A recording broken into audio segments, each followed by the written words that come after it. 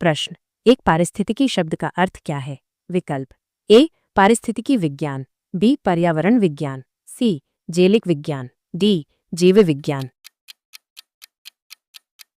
सही उत्तर ए पारिस्थितिकी विज्ञान। व्याख्या। पारिस्थितिकी विज्ञान जीवों जैसे पेड़ पौधे जानवर और उनके आसपास के वातावरण जैसे हवा पानी मिट्टी के बीच के संबंधों का अध्ययन है। यह देखता है कि जीव एक दूसरे के साथ और अपने पर्यावरण के साथ कैसे बातचीत करते हैं। आपका अगला सवाल है। प्रश्न 2। पारिस्थितिकी के कितने प्रमुख घटक होते हैं? विकल्प ए 3, बी 4, सी 5, डी 6। सही उत्तर बी 4। व्याख्या। पारिस्थितिकी के 4 मुख्य भाग होते हैं: जैविक, बायोटिक, जीवित चीजें, पौधे, जानवर, बैक्टीरिया। अजैविक, अबायोटिक, निर्जीव चीजें, पानी, हवा, मिट्टी, सूरज की रोशनी। पर्यावरणीय, एनवायरमेंटल, आसपास का वातावरण। भौतिक, फिजिकल, भौतिक कारक जैसे तापमान, बारिश आदि। आपका अगला सवाल है। प्रश्न 3। पारिस्थितिकी में बायोटिक घटक का उदाहरण क्या है? विकल्प ए जलवायु, बी हवा, सी पौधे और जानवर, डी मृदा। सही उत्तर सी पौधे और जानवर। व्याख्या। बायोटिक घटक मतलब जीवित चीजें। पौधे और जानवर जीवित हैं इसलिए वे बायोटिक घटक हैं। आपका अगला सवाल है। प्रश्न 4। पारिस्थितिकी का अध्ययन किसकी भूमिका को समझने में मदद करता है? विकल्प ए मनुष्य और पर्यावरण, बी केवल जीवों का, सी केवल पर्यावरण, डी मानव और जानवर। सही उत्तर ए मनुष्य और पर्यावरण। व्याख्या। पारिस्थितिकी हमें यह समझने में मदद करती है कि मनुष्य पर्यावरण को कैसे प्रभावित करते हैं और पर्यावरण मनुष्यों को कैसे प्रभावित करता है। आपका अगला सवाल है।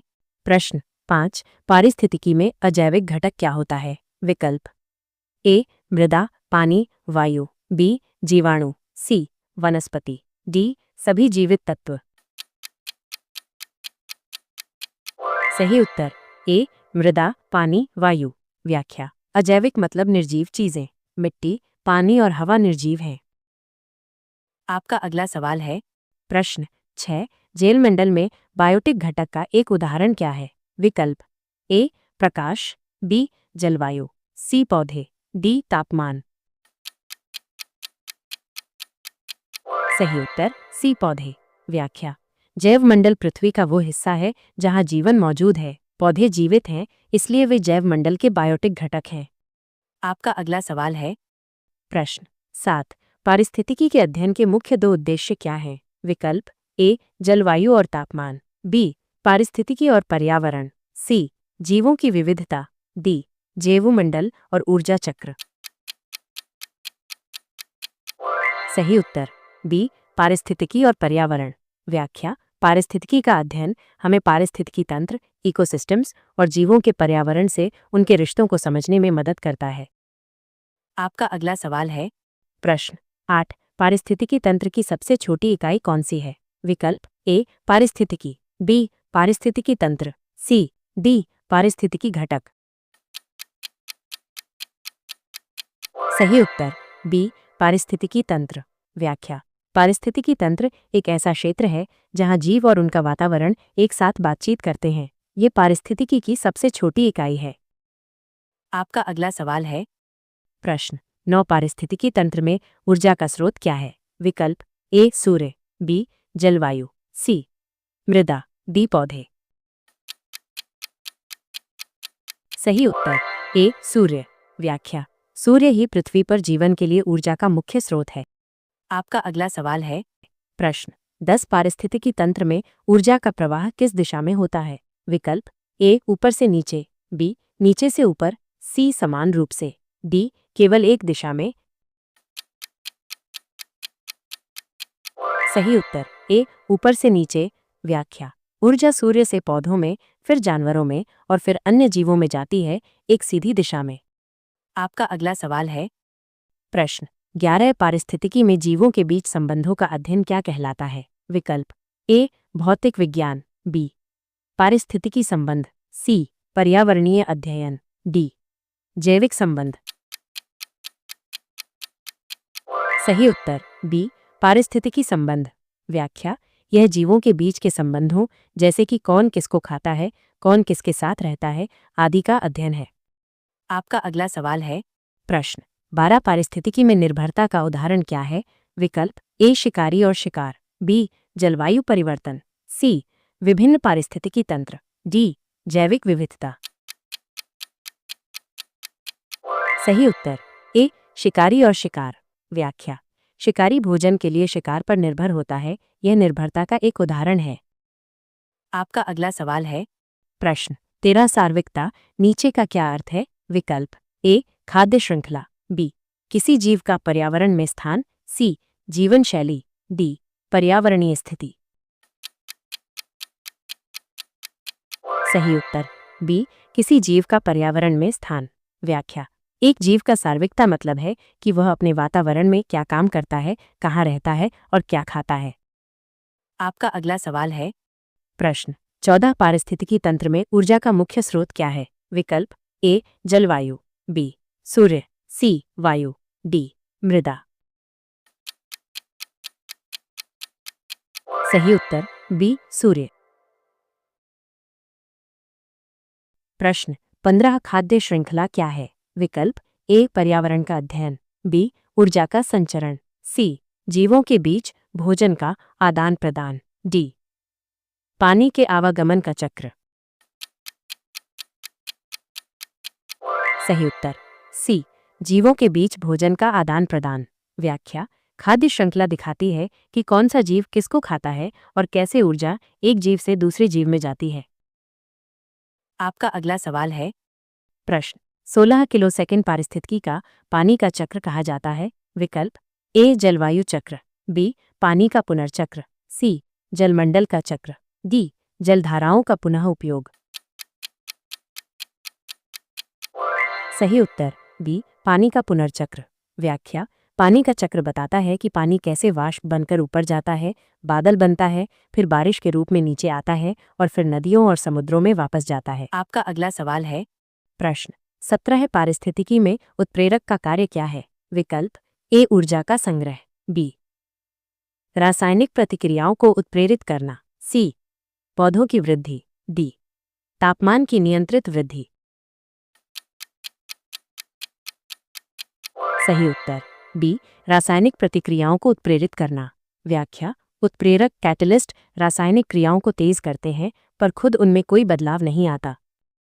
आपका अगला सवाल है प्रश्न 18 पारिस्थितिकी में पौधों की वृद्धि किससे प्रभावित होती है? विकल्प ए तापमान, जलवायु, आकाशीय दबाव, बी केवल जलवायु, सी केवल तापमान, डी केवल आकाशीय दबाव। सही उत्तर ए तापमान, जलवायु, आकाशीय दबाव। व्याख्या, पौधों की वृद्धि तापमान, बारिश, धूप और हवा जैसे कई कारकों से प्रभावित होती है। आपका अगला सवाल है प्रश्न 19 पारिस्थितिकी में जैव विविधता का क्या महत्व है? विकल्प ए पर्यावरण को प्रभावित करता है, बी जीवन के संतुलन को बनाए रखता है, सी केवल मानव जीवन को प्रभावित करता है, डी जलवायु परिवर्तन को बढ़ावा देता है। सही उत्तर बी जीवन के संतुलन को बनाए रखता है। व्याख्या, जैव विविधता मतलब विभिन्न प्रकार के जीव, पौधे, जानवर, सूक्ष्मजीव एक क्षेत्र में होना। ये पारिस्थितिकी तंत्र को स्वस्थ रखता है। आपका अगला सवाल है प्रश्न 20 पारिस्थितिकी तंत्र में चक्र का क्या अर्थ है? विकल्प ए ऊर्जा का संचरण, बी जीवन का संचार, सी जीवन के पुनर्चक्र, डी भोजन का आदान प्रदान। सही उत्तर सी जीवन के पुनर्चक्र। व्याख्या, चक्र मतलब कुछ चीजों का बार बार घूमना, जैसे पानी का चक्र, कार्बन का चक्र, नाइट्रोजन का चक्र।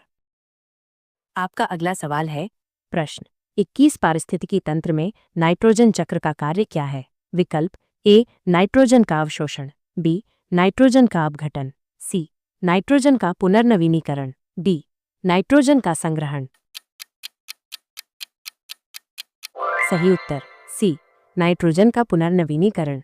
व्याख्या, नाइट्रोजन चक्र बताता है कि नाइट्रोजन कैसे हवा से मिट्टी में, फिर पौधों में, फिर जानवरों में और फिर वापस हवा में जाता है। ये जीवन के लिए जरूरी है। आपका अगला सवाल है प्रश्न 22 पारिस्थितिकी में हैबिटेट का क्या अर्थ है? विकल्प ए पर्यावरण में स्थान, बी भोजन का स्रोत, सी जीवों के द्वारा किए गए कार्य, डी ऊर्जा का संचरण। सही उत्तर ए पर्यावरण में स्थान। व्याख्या, हैबिटेट मतलब किसी जीव का घर या रहने की जगह जहां उसे भोजन, पानी और रहने की जगह मिलती है। आपका अगला सवाल है प्रश्न 23 किस प्रकार के पारिस्थितिकी तंत्र को प्राकृतिक पारिस्थितिकी तंत्र कहते हैं? विकल्प ए कृत्रिम पारिस्थितिकी तंत्र, बी स्वचालित पारिस्थितिकी तंत्र, सी स्वाभाविक पारिस्थितिकी तंत्र, डी परिवर्तनशील पारिस्थितिकी तंत्र।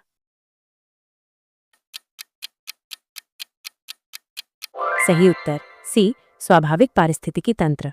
व्याख्या, प्राकृतिक पारिस्थितिकी तंत्र अपने आप बनता है, जैसे जंगल, नदियां और रेगिस्तान। इसमें इंसानों का ज्यादा दखल नहीं होता। आपका अगला सवाल है प्रश्न 24 एवोल्यूशन विकास का पारिस्थितिकी से क्या संबंध है? विकल्प ए जीवन के लिए अनुकूलन, बी एक जैविक प्रक्रिया, सी ऊर्जा के संचरण का तरीका, डी पृथ्वी के पर्यावरणीय परिवर्तन। सही उत्तर ए जीवन के लिए अनुकूलन।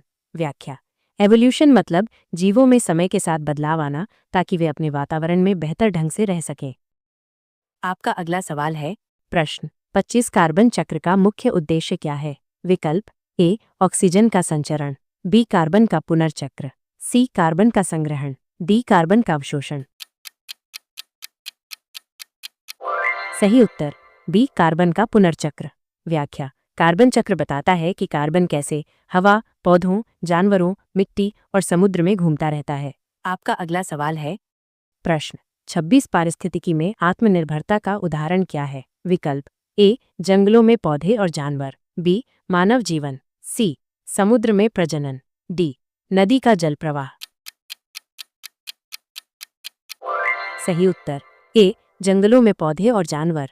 व्याख्या, जंगल में पौधे अपना भोजन खुद बनाते हैं और जानवर उन पर निर्भर होते हैं। यह आत्मनिर्भरता का उदाहरण है। आपका अगला सवाल है प्रश्न 27 जलवायु में बदलाव के कारण पारिस्थितिकी पर क्या प्रभाव पड़ता है? विकल्प ए जैव विविधता में वृद्धि, बी जलवायु में स्थिरता, सी पारिस्थितिकी तंत्र का नुकसान, डी जीवन का संरक्षण। सही उत्तर सी पारिस्थितिकी तंत्र का नुकसान। व्याख्या, जलवायु परिवर्तन से तापमान बदलता है, बारिश बदलती है, जिससे पौधों और जानवरों को परेशानी होती है और पारिस्थितिकी तंत्र बिगड़ सकता है। आपका अगला सवाल है प्रश्न 28 पारिस्थितिकी में एवोल्यूशन और प्राकृतिक चयन के बीच क्या संबंध है? विकल्प ए दोनों एक ही चीज है, बी प्राकृतिक चयन विकास का हिस्सा है, सी एवोल्यूशन प्राकृतिक चयन से प्रभावित होता है, डी प्राकृतिक चयन का विकास अव्याख्य है।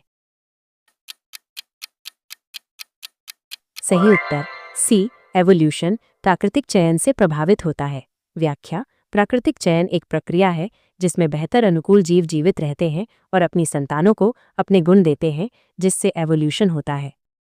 आपका अगला सवाल है प्रश्न 29 कौन सा कारक पारिस्थितिकी तंत्र की स्थिरता को प्रभावित करता है? विकल्प ए ऊर्जा का प्रवाह, बी जैविक विविधता, सी जलवायु परिवर्तन, डी सभी उपरोक्त। सही उत्तर डी सभी उपरोक्त।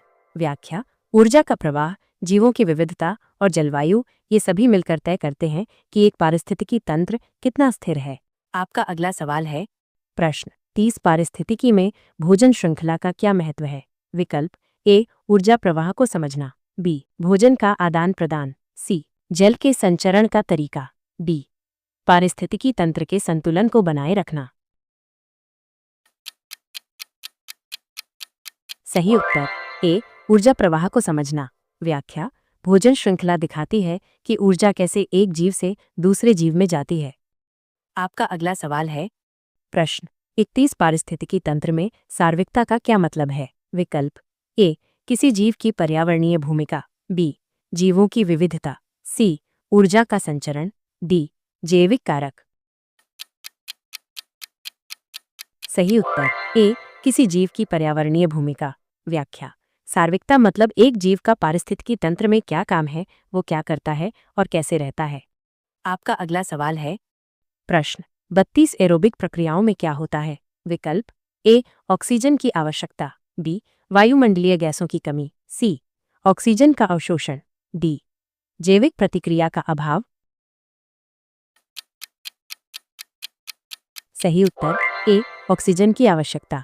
व्याख्या एरोबिक प्रक्रियाएं वे हैं जिनके लिए ऑक्सीजन की जरूरत होती है, जैसे कि सांस लेना। आपका अगला सवाल है प्रश्न 33 एनर्जी फ्लो का क्या अर्थ है?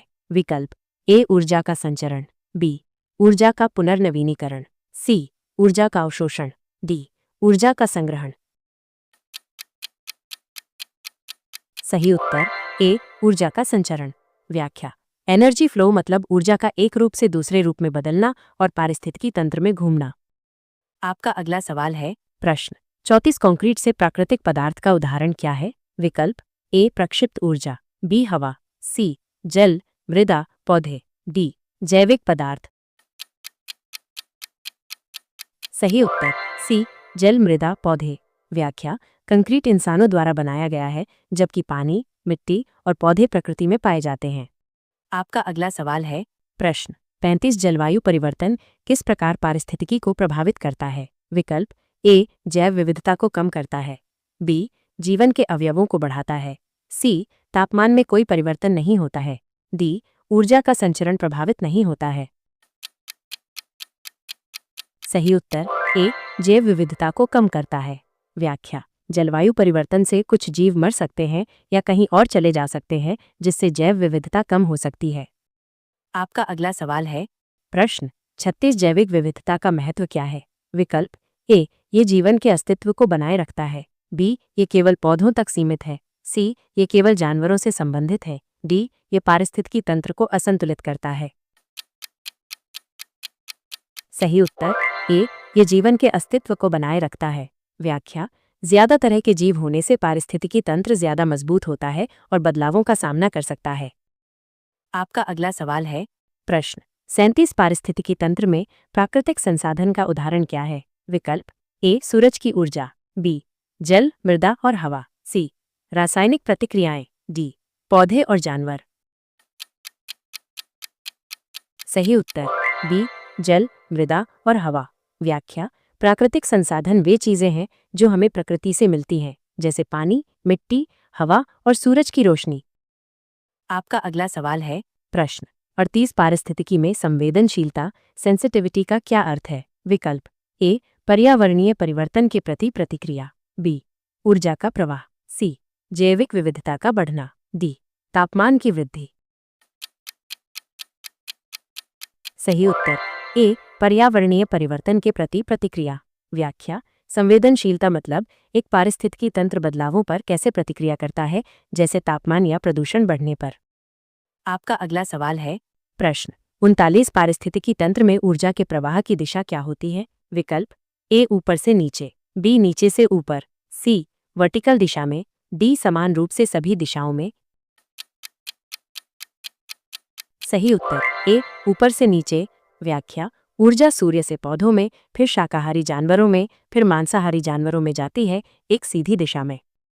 आपका अगला सवाल है प्रश्न 40 संसाधन प्रबंधन का मुख्य उद्देश्य क्या है? विकल्प ए संसाधनों का अधिकतम उपयोग, बी संसाधनों का संरक्षण, सी संसाधनों की आपूर्ति की योजना, डी सभी उपरोक्त।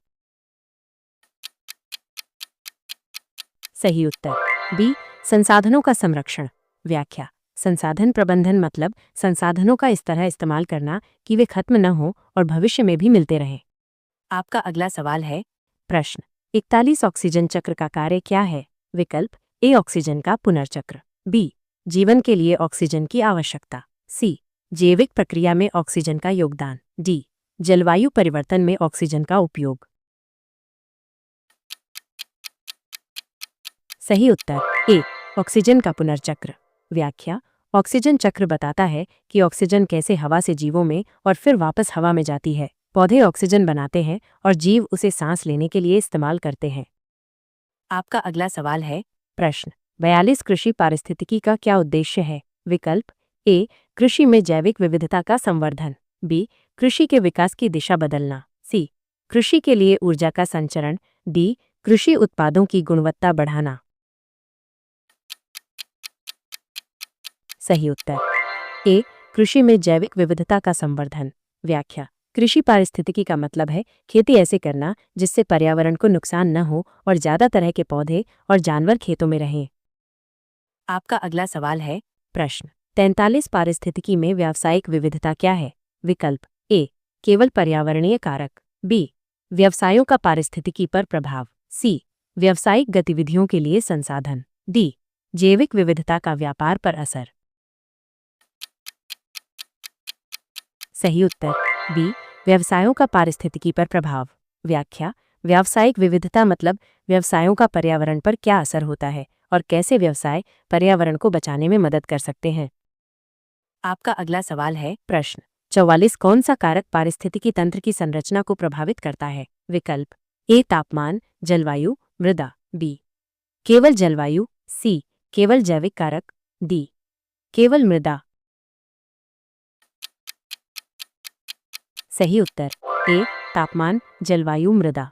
व्याख्या किसी जगह का तापमान, वहाँ की बारिश और मिट्टी का प्रकार ये सब मिलकर तय करते हैं कि वहाँ किस तरह के पौधे और जानवर रहेंगे।